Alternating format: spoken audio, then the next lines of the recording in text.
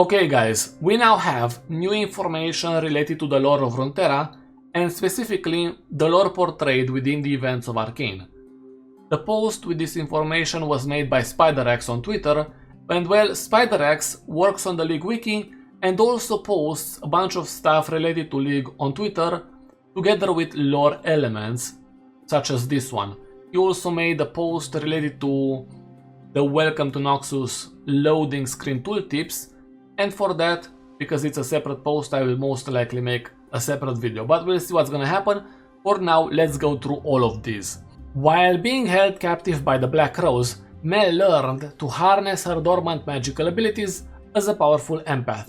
That's basically how she was able to escape the Black Rose prison, and after that, LeBlanc started explaining to Mel the powers she has, right?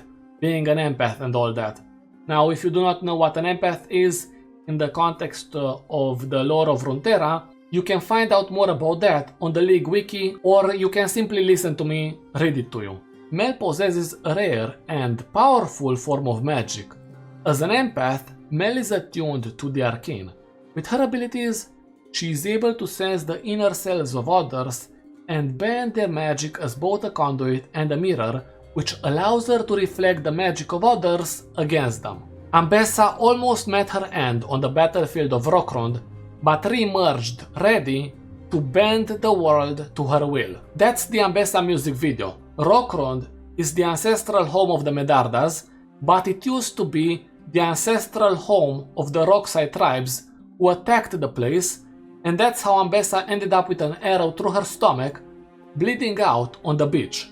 She was able to pass the trials set up by the wolf in Volrachnun, and that's how she survived. Volrachnun is basically the Valhalla of Runeterra. When she's not causing a commotion, Jinx can be found tinkering in her lair, an old airship wedged deep within the fissures beneath Zaun.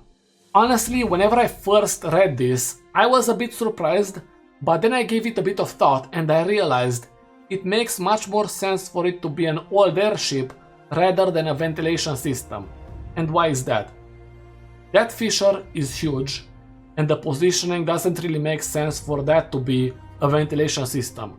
Where are the mining shafts anyways? We also cannot forget about the context of why there is a fissure.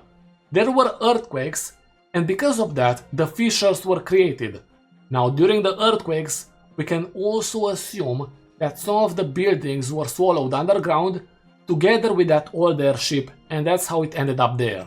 Jinx grew up hearing bedtime stories about Janna protecting the Undercity.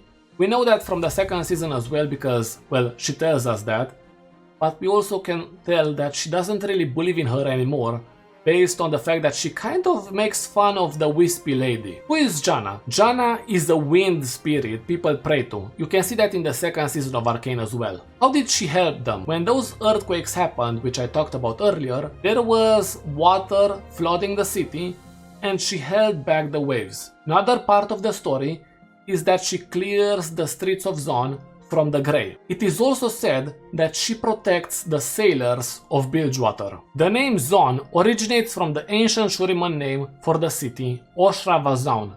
Zaun used to be part, or the city used to be part of the Shuriman Empire. The influence of the Kiramman family, one of the oldest families in Piltover, runs deep. Yes, deep underground, where the ventilation system is located at, the same ventilation system which was used to poison the streets of Zaun in the second season. Victor was a child of the Fishers, born to a poor family and afflicted with a rare illness.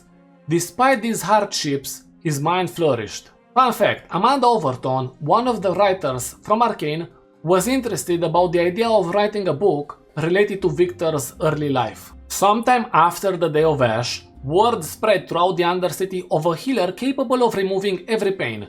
He was gentle, soft-spoken, and promised a glorious future. The Day of Ash, if you do not remember, was talked about by some of the writers from Arcane, but it's basically the day when Silco and Vander go on the bridge with the rest of the people from the Undercity to protest. Then Silco throws a Molotov, and well, you can see the outcome in the first episode of the first season of Arcane. You can also find information related to that within the Firelight's Reignite minigame, which was an Arcane-themed minigame in League of Legends Wild Rift. Ekko and Heimerdinger went back to the bridge, and there is an interactable related to the Day of Ash. Maybe you're questioning yourself, why is this so vague? Sometime after, we know it's been a long time since that day, but the answer is very simple. They are deleting Victor's records from existence. How do I know that?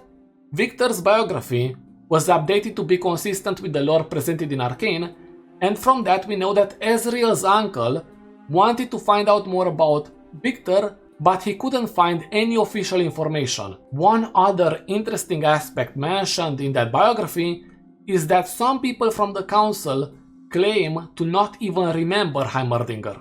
Jayce and his mother Ximena were once saved from a blizzard by a mage, inspiring Jayce to study the Arcane. The mage is Victor.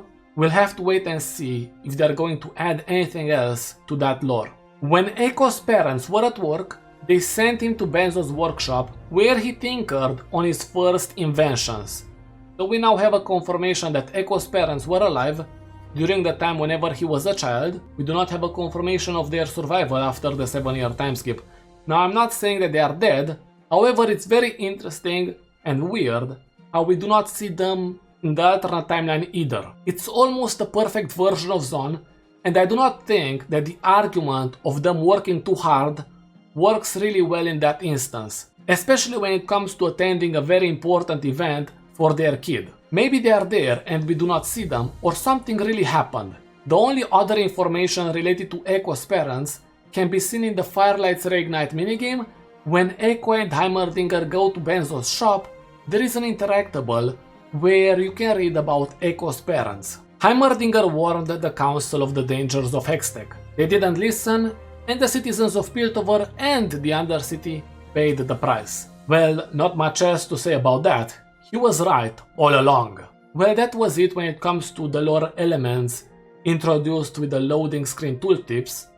I hope we are going to see more lore elements, and I've mentioned in the past the idea of rewriting the biographies of the characters, all the characters who were part of Arcane. I know that right now they finished updating the biography for Camille, they are about to finish updating the biography for Seraphine, and they are thinking about a date to release them. But as I said, we also have Jinx, Vi, Caitlyn, Ekko, these characters who need an update to their biography, not only the description, because yes, their descriptions were updated to be consistent with the story from Arcane, and well, the lore of Runeterra.